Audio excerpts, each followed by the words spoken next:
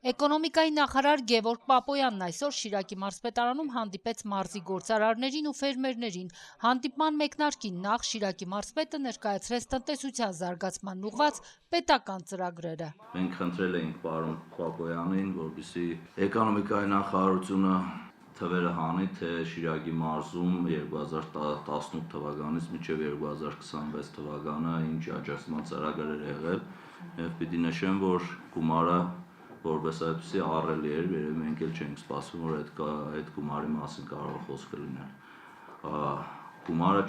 մոտ 4 միլիարդ 500 միլիոն դրամ էր աջակցման ծրագրերով Շիրակի մարզին հատկացված։ Շատ ընդդիմադիր գործընկերներ, որոնք Գյումրու կամ Շիրակի մարզի մասին խոսելուց նշում են, որ կառավարությունը պետք է աշխատատեղեր բացի։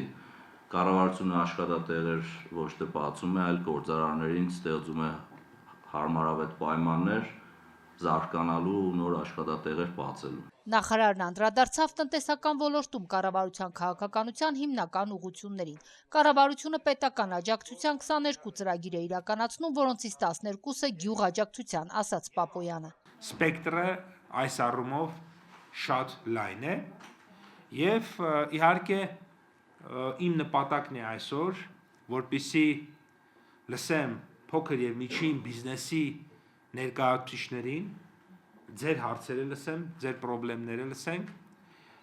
լսենք մեր ֆերմերներին, գյուղացիական տնտեսություններին, թե ինչ խնդիրներ կան, որ դուք զբաղվեք գյուղատնտեսությամբ։ Մեր նպատակն է, որ դուք զբաղվեք բիզնեսով, որպեսզի ձեր գործերը լավ լինեն, որպեսզի ավելի շատ գումար աշխատեք, որպեսզի ավելի շատ հարկ վճարեք, եթե հարկ վճարող եք, որպեսզի ավելի շատ շահույթ ունենաք, որովհետև մեր նախարարության խնդիրը ըստ էության ոչ թե սոցիալական խնդիրների լուծումն է, այլ տնտեսական խնդիրների լուծումը։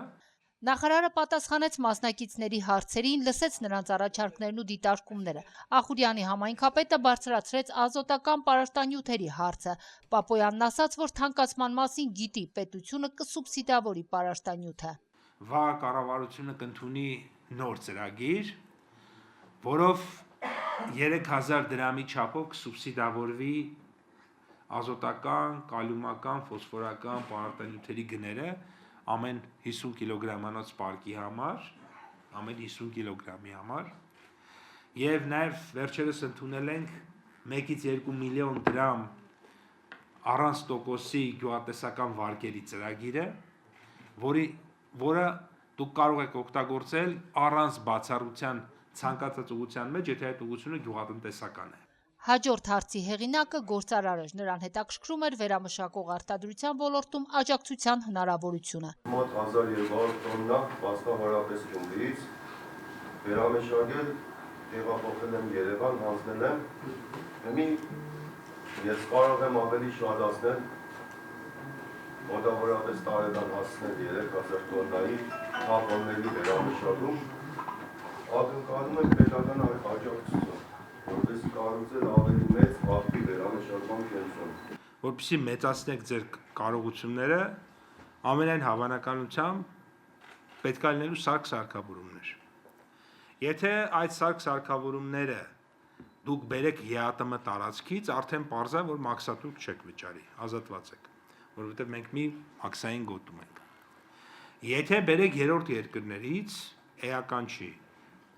Միացյալ Նահանգներից Կանադա, թե Գերմանիա կամ Ֆրանսիա, թե Չինաստան, Ճապոնիա կամ Հարավային Կորեա։